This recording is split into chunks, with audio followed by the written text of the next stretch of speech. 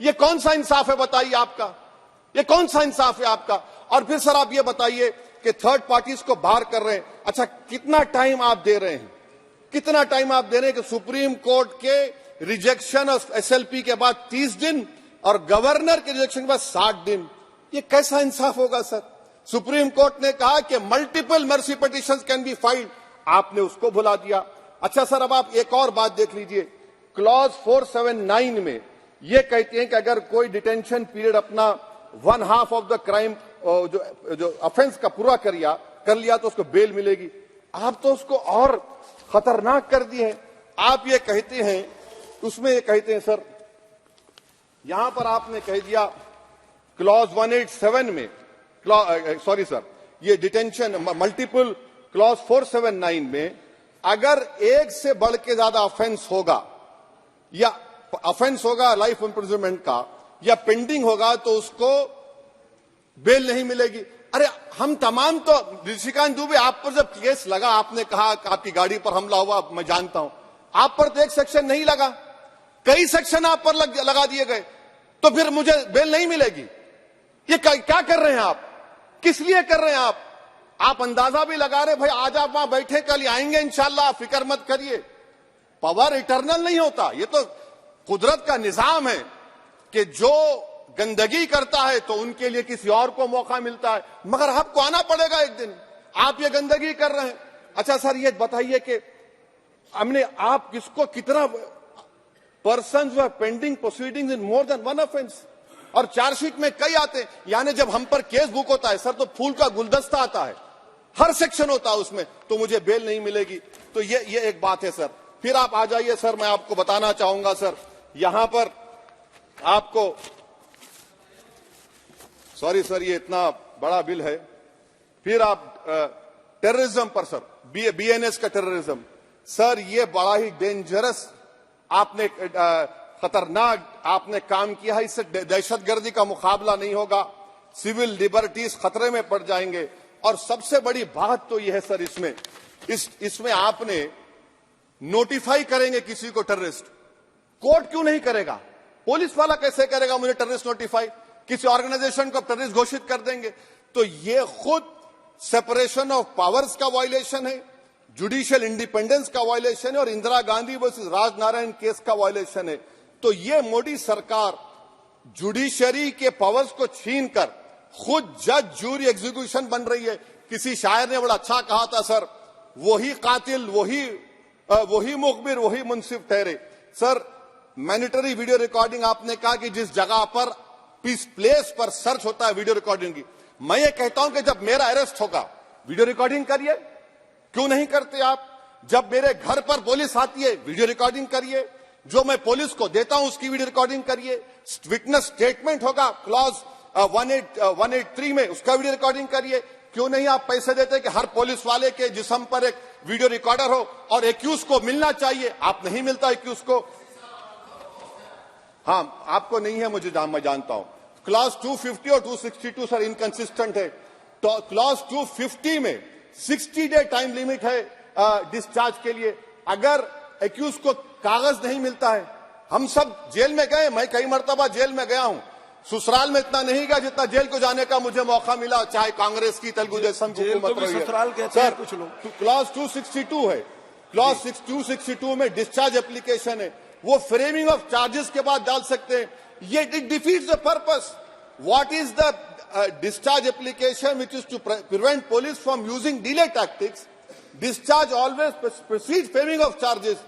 मैं उस वक्त तक डिस्चार्ज नहीं डाल सकता जब तक कि वो नहीं होगा। अच्छा क्लॉज 251 263 देखिए sir, time limits for framing of charges in cases of session trials 60 days of first hearing charges, warrant charges should be 90 days। मगर आपने क्या किया, होशियारी देखिए, बर्बाद करने का कहानी 193(9) डाल दिया आपने। Can it prescribes a 90-day time limit for further investigation? For further investigation, what will happen when supplementary charge sheet are put? Will the accused be acquitted? क्या मुझे छोड़ देंगे आप? क्या कोई time light? This is a dead letter. यानी आप तो पूरा का पूरा सिविल राइट्स लिबर्टीज बोलिए सब छीन ले रहे। अच्छा सर इसमें आपने लिंचिंग का एक कानून बनाया बीएनएस में, सेक्ट क्लॉज 103 में। अब आप इसमें देखिए सर, लिंचिंग कब हो सकता है, जब आप ये बताएंगे कि ये पर्सनल बिलीफ पर मारा गया, किसी को जेंडर पर मारा गया, कास्ट पर मारा गया, सर आप तो एक्यूज को तो मौका दे रहे हैं छोड़ने के लिए, आप तो एक्यूज को मौका दे रहे हैं। अच्छा, पर्सनल बिलीफ में रिलीजन क्यों नहीं लिखते भैया आप? इन तीनों कानून में रिलीजन इस्तेमाल किया गया, पर्सनल बिलीफ में रिलीजन नहीं आता। अच्छा सर, आप ये भी देख लीजिए कि 190 में अनलॉफुल असेंबली है, 5 और मोर एक्टिंग टुगेदर, फिर ये क्यों कर रहे हैं आप? 5 मिलकर भी मर्डर करेंगे तो एक 103 भी तो आपने कर दिया, तो इनका यानी ये तो इसका अनलॉफुल एक्टिंग टुगेदर है। अच्छा सर, मैं आपको बताना चाहूंगा, आपके ये बीएनएस का 172(2) आप देखिए कि पेटी केसेस में when the occasion is passed, किसका मतलब क्या है? व्हेन द ओकेजन होगा क्या सर? अब आप हम चुनाव लड़ते तो जो हमारा जो पार्टी अपोजिंग रहती वो कहती कि इनके 25 लोगों को 50 लोगों को गिरफ्तार कर लो, गिरफ्तार कर लेते मेरे बूथ के एजेंट्स को, और बोल रहे व्हेन, उसमें आप लिख रहे क्या है? When the occasion is passed, माने पास हो जाएगा पोलिंग के 5 बजे छोड़ देंगे। अरे आप अपना ही हाथ काट रहे हैं अपने आप, याद रखिए। आज आप मुस्कुरा रहे हैं, कल यहां पर बैठेंगे कोई और कर देगा काम आपके ऊपर। अच्छा रेप, सर रेप क्या? रेप सिर्फ महिलाओं का होता है, मर्दों का रेप नहीं होता है क्या? आपका प्रोविजन नहीं है क्या? स्टॉकिंग नहीं होती है मर्दों की? अच्छा जस्ट होता है सर, आप हंस रहे हैं, होता है, होता है। आपकी हंसी इस बात का इकरार है कि आप जानते हैं किसका हुआ है। तो justice JS Verma, sir justice JS Verma का जेंडर न्यूट्रल बनाइए। अच्छा क्लॉज 69 को, क्लॉज 69 लव जिहाद आ गया, देखिए सर, क्लॉज 6 लव जिहाद आ गया, उसमें बियॉन्ड रीजनेबल डाउट प्रूव ही नहीं कर पाएंगे आप। अब उसमें क्या बताना पड़ेगा? सप्रेसिंग आइडेंटिटी, यानी अगर कोई महिला मोनू मानेसर चोमू चंडीगढ़ से इश्क करती है, बाद में उसको मालूम होता है कि वो मानेसर का नहीं है, चंडीगढ़ का नहीं है, तो क्या क्लॉज 69 एक्शन में आएगा? आप बताइए कि अच्छा अगर कोई ये कहेगा कि मेरा नाम कुछ नाम है, कई कुछ नाम होता है जो कॉमन नाम होता है मुसलमानों में, दीगर मज़ाहिब में, तो क्या वो सेक्शन अप्लाई होगा? ये क्या आप कर रहे हैं? अच्छा आपने अडल्ट्री को निकाल दिया, आपने होमोसेक्सुअलिटी को निकाल दिया, तो ये कंसेंशुअल सेक्सुअल रिलेशन जो 18-20 साल के ऊपर के लोगों में करते हैं, मैं इसका खिलाफ जरूर हूं मजहबी एतबार से, मगर आप क्यों उनकी ऑटोनॉमी को रोकना चाहते हैं? अच्छा सर, सेक्शन क्लॉज 1093 बीएनएस का, आपको it does not require knowledge और intention part of person facility commissioner organise crime, ये मैं 5 मिनट दीजिए सर। सर बीएनएस का आप सेडेशन पर देख लीजिए, सेडेशन को आपने दोबारा ला लिया, लफ्ज सेडेशन इस्तेमाल नहीं किया आपने। 3 साल से 7 साल आपने सुप्रीम कोर्ट को अंडरटेकिंग दी थी कि प्रोविजन नहीं लाया जाएगा। तो चेयरमैन सर, यहां पर हिंदी के एक बहुत मशहूर कवि का वो शेर मुझे याद आ रहा है, मैथिली शरण गुप्त का, कि राज्य को यदि हम बना लेंगे भोग तो बनेगा वो प्रजा का रोग, फिर कहूं मैं क्यों ना उठकर हूं आज मेरा धर्म राजद्रोह। कार्ल मार्क्स ने कहा था sir, history repeats itself first as a tragedy, second as a farce. आप क्लॉज 195(1)(d) देखिए, it criminalises the making of publication of false and misleading information jeopardising sovereignty integrity of India. Vague है, यानी जो कोई भी पत्रकार investigative journalism लिखेगा आप उसको इस्तेमाल कर लेंगे और जेल की सलाखों में उसको डालकर आप सड़ा देंगे। सर मैं आपको और एक बात बताना चाहूंगा कि रैश एंड नेग्लिजेंट एक्ट जो आईपीसी में था 2 साल थे, 304, आप उसको बढ़ाकर 5 साल कर दिए 1061 में, बीएनएस 1 में। और rash and negligent driving 304 IPC में था 2 साल की सजा, आपने 10 साल कर दिया। यह क्रिमिनल जुरिस्प्रूडेंस का हिस्सा नहीं है। अच्छा, क्रिमिनल ऑर्गेनाइजेशन उत्तर प्रदेश में यूपी गैंगस्टर एक्ट में एक चार्जशीट में गैंगस्टर एक्ट लगता। सर आप बताइए फिर यूएपीए का क्या होगा, पीएमएलए का क्या होगा, महाराष्ट्र मकोका क्या क्या होगा, गुजरात के कोका क्या क्या होगा? आप ये सब कानून रख रहे हैं और एक पुलिस वाले को आप ये तमाम कानून की इजाजत देंगे?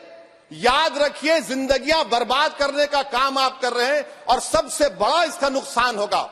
किसका नुकसान होगा? दलितों का, मुसलमानों का, आदिवासियों का।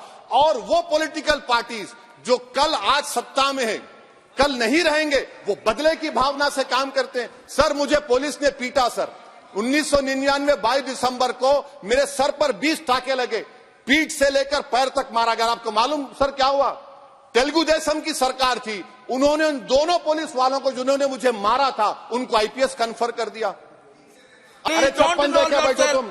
प्लीज आप बैठ जाइए। टेररिज्म का देखिए सर, आप बैठ जाइए प्लीज। यूएपीए का सर, मैं खत्म कर, टेररिज्म उनको रोकिए sir. Okay please sit down sir. Terrorism का डेफिनेशन में आप देखिए, यूएपीए का सेक्शन 16,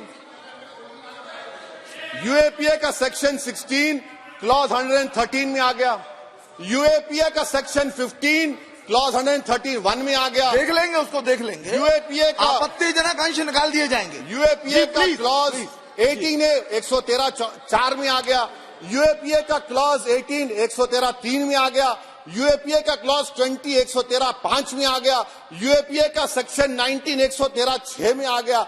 अरे भाई साहब, फिर क्या बचा है? आप यूएपीए से, मकोका से, गुजरात कोका से, पीएमएलए सब ला लिए। तो स्पीकर सर, मैं अपनी बात को खत्म करने से पहले मैं उम्मीद कर रहा था कि मैंने वजीर दाखिला का एक स्टेटमेंट सुना था अमित शाह साहब का, कि जब गुजरात के होम मिनिस्टर थे तो उन पर जुल्म किया गया, उनको दबाया गया। मगर हम ये समझ रहे थे कि जिस शख्स पर नाइंसाफी हुई है, जो वो क्लेम कर रहे हैं, तो कम से कम वो दूसरों से नाइंसाफी तो नहीं करेंगे। आप क्या कर रहे हैं? अरे ऐसे हजारों लोग हैं जिन पर जुल्म हो रहा है, ना उनके पास दलील है, ना उनके पास वकील है, ना उनके पास आजादी है। तो ये तीन सर मैं आखिर एक लव ये तीनों कवानीन हमारे मुल्क की जमहूरियत के लिए, इन गरीब तबकात के लिए नुकसानदेह साबित होगा। और ये सरकार को मैं चार्ज दे रहा हूं, आप चेक रिपब्लिक में निखिल गुप्ता बैठा है, लेके आओ ना उसको। कुलभूषण यादव पाकिस्तान में बैठा है, लेके आओ ना। कतर में हमारे फौजी बैठे, लेके आओ ना उनको। अरे कहां तुम्हारी देशभक्ति है? अरे निखिल गुप्ता को लाओ, इस कानून में इस्तेमाल करो। मगर वो नहीं बोलेंगे। मैं इस कानून के मुखालिफत में खड़ा हूं जो भारत की जमहूरियत के लिए खतरा बनेगा। शुक्रिया।